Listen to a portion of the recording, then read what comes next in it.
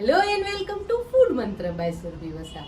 આજે આપણે એક મસ્ત મજાની વાનગી બનાવી લઈએ. આજે આપણે લીંબુનું ખાટું મીઠું અથાણું બનાવીશું. અત્યારે લીંબુ બહુ જ સરસ આવી રહ્યા છે, એકદમ પતલી છાલના અને સરસ આવી રહ્યા છે.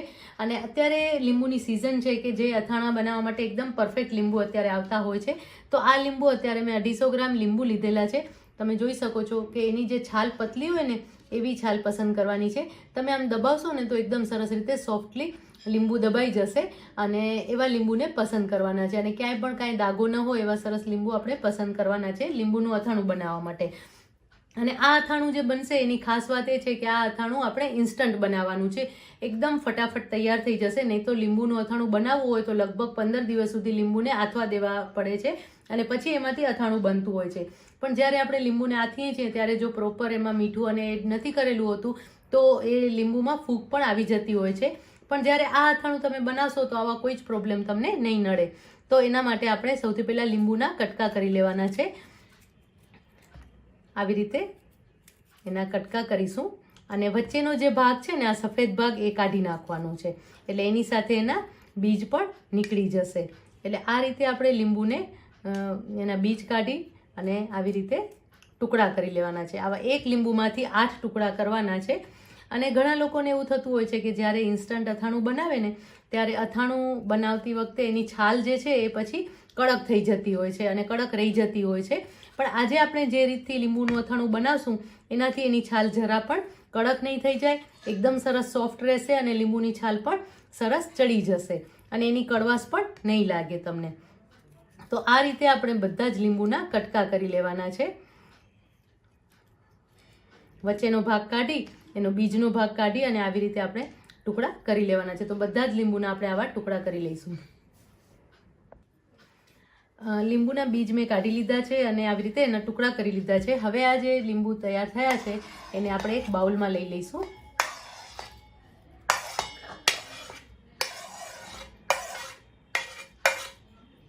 આ બાઉલમાં લઈ અને એને આપણે બાફી લેવાનું છે. જો હવે આ લીંબુ છે જે આપણે બાફવાના છે એના માટે એની અંદર પહેલાં 1 ટેબલ સ્પૂન મીઠું ઉમેરી લઈશું. અને મીઠું હંમેશા છે ને દેશી મીઠું લેવાનું, તો એનો સ્વાદ પણ સરસ આવશે અને લીંબુ બગડી પણ એટલે કે લીંબુનું અથાણું બગડી પણ નહીં જાય. તમે જ્યારે પણ કોઈ પણ મસાલા કે અથાણા બનાવતા હો ને ત્યારે ખાસ એ વાતનું ધ્યાન રાખવાનું કે જે મીઠું છે ને એ દેશી મીઠું લેવાનું છે, તો એનો સ્વાદ પણ સરસ આવશે અને એ લાંબો ટાઈમ સુધી સચવાયેલા રહેશે. હવે એની અંદર 1/2 ટીસ્પૂન હળદર ઉમેરી લેવાની છે અને પછી આવી રીતે એને મિક્સ કરી લેવાનું છે, હળદર અને મીઠું બંનેને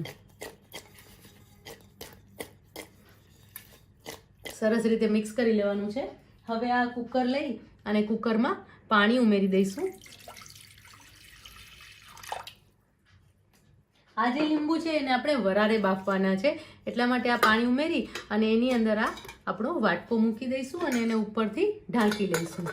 અને ઢાંકી અને કુકરની 1 વિસલ થવા દેવાની છે આપણે. ફાસ્ટ ફ્લેમ પર આપણે 1 વિસલ થવા દઈશું. આવી રીતે કુકરને બંધ કરી દેવાનું છે અને 1 વિસલમાં જ લીંબુ છે એ સરસ સોફ્ટ થઈ જશે. બહુ જ વધારે પડતા ગાળવાના નથી અને કાચા પણ નથી રાખવાના. એ રીતે આપણે અને જો બહુ જ વધારે સ્પીડમાં વિસલ વાગતી હોય તો 1 ની 2 વિસલ વગાડવાની છે અને આ રીતે આપણે લીંબુને બાફી લેવાના છે. જો લીંબુ સરસ બફાઈ ગયા છે. હવે તમે જોઈ શકો છો કે એની છાલ પણ છે એ થોડી સોફ્ટ થઈ ગઈ છે અને આમાં એનો થોડો લીંબુનો રસ પણ છૂટો પડ્યો છે. તો આપણે એ રસ સાથે જ આની અંદર લઈ લઈશું. ઘણા લોકો બાફતા હોય છે ત્યારે આવી રીતે રસ નથી લેતા હોતા અને ખાલી લીંબુ જ લેતા હોય છે, પણ હું લઈ લેતી હોઉં છું કારણ કે એની અંદર લીંબુ જ હોય છે, એની અંદર એટલે લીંબુનો રસ જ હોય છે, એટલા માટે હું લઈ લેતી હોઉં છું.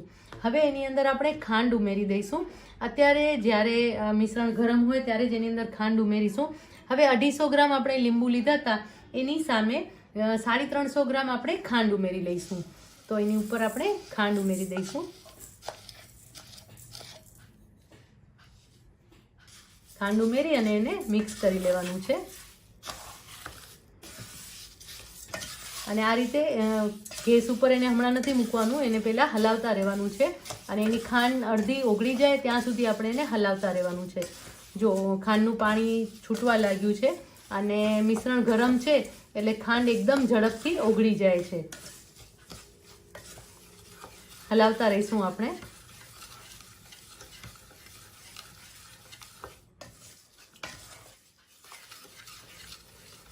જો ખાંડ ઓગળે નહીં અને ડાયરેક્ટ જ તમે એને ગેસ ઉપર મૂકી દેશો ને તો શું થશે કે એ ખાંડની અંદર લીંબુ ચડવા લાગશે અને એના કારણે એની જે છાલ છે ને એ કડક રહી જશે અને ચવડ રહી જશે. એટલે ઘણીવાર તમારો જે પ્રોબ્લેમ આવતો હોય છે કે લીંબુના અથાણામાં લીંબુની છાલ છે એ વધારે કડક રહી જતી હોય છે, ચવડ રહી જતી હોય છે. તો એનું કારણ એ છે કે ખાંડની સાથે જો ખાંડને ઓગાળ્યા વગર જ તમે એને ગરમ કરો ને ત્યારે આ પ્રોબ્લેમ થતો હોય છે. તો ખાંડને આપણે સરસ રીતે પહેલાં લગભગ પોણા ભાગની ખાંડને ઓગાળી લેવાની છે. પછી આ મિશ્રણને આપણે ગેસ પર ગરમ કરવા માટે મૂકીશું. જુઓ, તમે જોઈ શકો છો કે પોણા ભાગની ખાંડ ઓગળી ગઈ છે અને હવે એને ફરીથી આપણે ગેસ ઉપર મૂકી અને થોડું ગરમ કરી લઈશું. અને એક તાર જેવી ચાસણી તૈયાર થઈ જાય ત્યાં સુધી એને કૂક કરવાનું છે. એક તાર જેવી ચાસણી તૈયાર થશે ને એટલે આ અથાણું છે એ તમારું 12 મહિના સુધી એઝ ઇટ ઇઝ સારું રહી શકે છે. અને મસાલો એને થોડો તરત નથી એડ કરવાનું, જરાક ઠંડુ પડે ને એટલે કે એકદમ નહીં પણ થોડું ઠંડુ પડે પછી એની અંદર આપણે મસાલો એડ કરીશું. તો અત્યારે આપણે એને થોડું કૂક કરી લઈશું.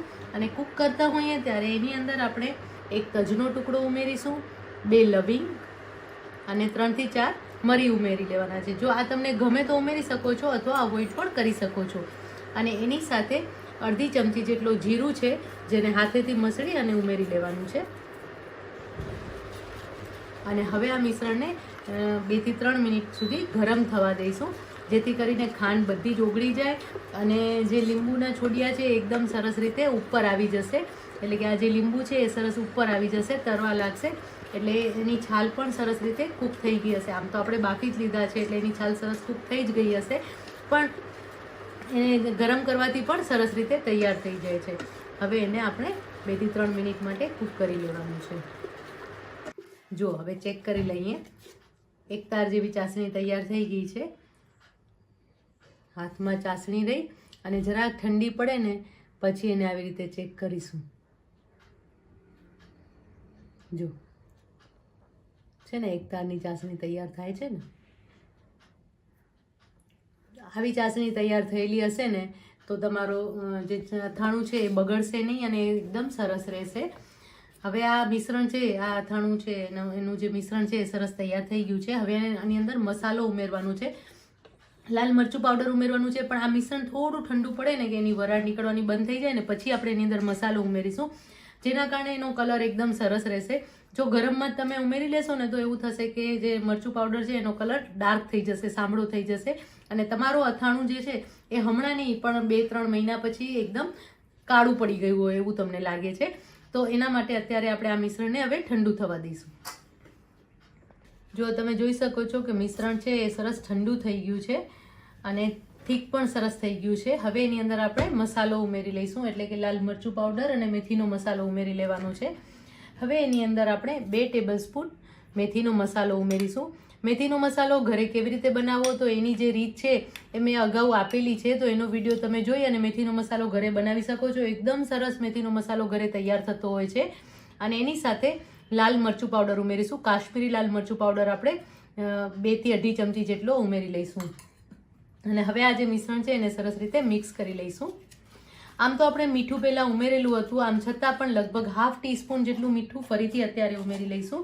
મીઠું જ્યારે આપણે લીંબુને આથવા માટે મૂક્યા એટલે કે બાફવા માટે મૂક્યા ત્યારે આપણે ઉમેરેલું હતું. જો હવે ગોળમાંથી પણ લીંબુનું અથાણું બને છે. આ અગાઉ મેં તમને ગોળમાંથી બનાવેલું લીંબુનું અથાણું પણ બતાવ્યું હતું. આવી જ રીતે ઇન્સ્ટન્ટ ગોળમાંથી બનાવેલું જે લીંબુનું અથાણું છે એ થોડું ઘટ્ટ બને છે. જ્યારે ખાંડમાંથી જ્યારે તમે આ લીંબુનું અથાણું બનાવો ત્યારે એ સરસ રસાદાર બને છે. અને ઘણા લોકોને કેવું હોય છે કે લીંબુ નથી ભાવતા પણ એનો આ રસો બહુ જ ભાવતો હોય છે. તો જ્યારે તમે ખાંડમાંથી બનાવશો ને ત્યારે આ લીંબુનું અથાણું બહુ જ રસાદાર તૈયાર થાય છે. તો હવે આ લીંબુનું અથાણું તૈયાર છે.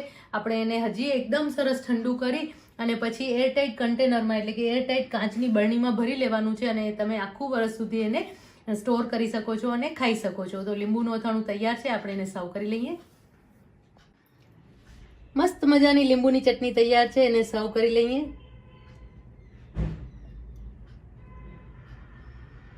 એકદમ સરસ દેખાઈ રહી છે. તમે જોઈ શકો છો કે એનો કલર પણ એકદમ સરસ દેખાઈ રહ્યો છે અને સ્વાદ તો બહુ જ ટેસ્ટી છે, યમ્મી છે. અને લીંબુ છે એ પણ એકદમ સરસ તૈયાર થઈ ગયા છે. આપણે ઇન્સ્ટન્ટ આ ચટણી બનાવેલી છે, તો ચોક્કસથી આ ચટણી તમે ઘરે બનાવજો. અને આ લીંબુ જે છે જેને આપણે બાફ્યા હતા એ 2-3 દિવસ સુધી આની અંદર રહેશે ચાસણીમાં, એટલે એનો સ્વાદ પણ સરસ બનશે. એની જે કડવાશ હશે એ પણ ધીમે ધીમે કરીને દૂર થઈ જશે અને એની સાથે સાથે એ જે છાલ છે એ પણ સરસ સોફ્ટ થઈ જશે, આ સરસ અથાઈ જશે. તો લીંબુની ચટણી તૈયાર છે. લીંબુનું ગળ્યું અથાણું અથવા તો લીંબુનું ખાટું મીઠું અથાણું તૈયાર થઈ ગયું છે. આવી જ નવી વાનગીઓ સાથે, નવી વાતો સાથે ફરી મળતા રહીશું. ત્યાં સુધી બાય બાય.